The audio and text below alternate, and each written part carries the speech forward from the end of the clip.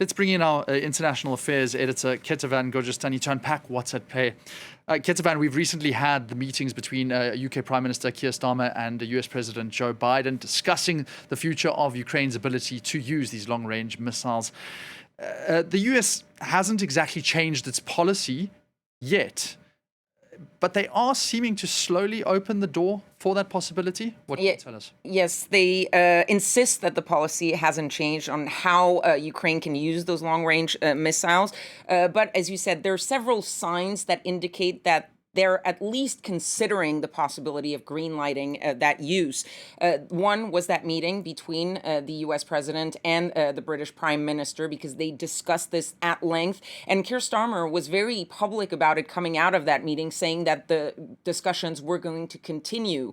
And then you had Jake Sullivan, the national security advisor of Joe Biden, yesterday at the Yalta conference, saying that this topic was the subject of intense consultation among allies and partners and will be discussed between President Biden and President Zelensky, announcing also that the two presidents will be meeting later this month on the sidelines of the UN General Assembly. And there are several reasons for the United States to maybe starting to shift that position. One is the pressure from Ukraine. Zelensky at that same Yalta conference saying that ATACMS, which are the U.S. long-range missiles, are, quote, pointless if they cannot use them on Russian military sites deep within Russian territory.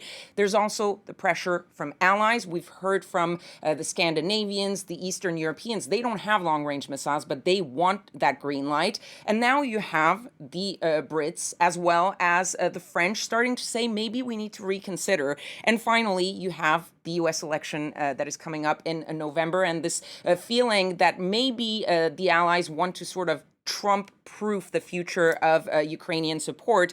And Jake Sullivan in that same conference saying that after the UN General Assembly, President Biden at that point will still have 4 months left in his term, and he's determined to use those 4 months to put Ukraine in the best possible position to prevail. This, of course, is a way of helping Ukraine being in the best position.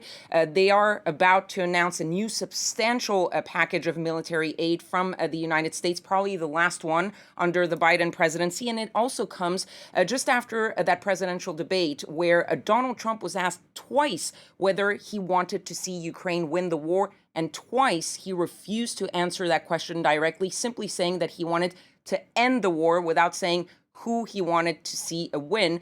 So you have a feeling that the Americans are trying to do their best right now to help Ukraine as much as possible to sort of prepare for any possibility after November. Preparing for any eventuality, and you always get the pushback from the Kremlin itself. Vladimir Putin stating that any use of these long-range missiles into Russian territory will be crossing a red line. We've heard these red lines consistently being announced over time in the war, and then they consistently get pushed back.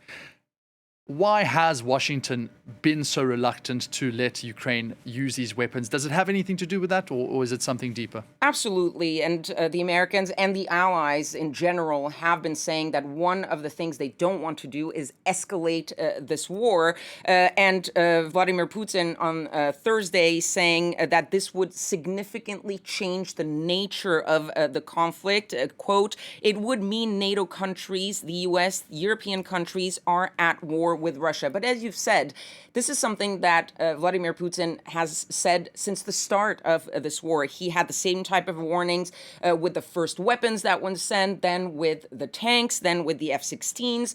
And every time there hasn't really been any consequence, at least for NATO members. He's retaliated against the Ukrainians, but he hasn't really done anything about those red lines being crossed. So that is one of the factors for the Americans, is they don't want to be seen as pushing Vladimir Putin too far. And then there's the strategic aspect of it, which is that the Americans, for example, say that the ATACMS would not be a game changer. And the Ukrainians are pushing back on that, saying that if you look at the map of where the Russian military bases are, there are still hundreds of places in the close Russian proximity, that could be taken out by long-range missiles. When the Americans say that the Russians have moved a lot of their military elements even further, that is according to the Institute for the Study of War. This is the map that they've put out, showing that there are still a lot of places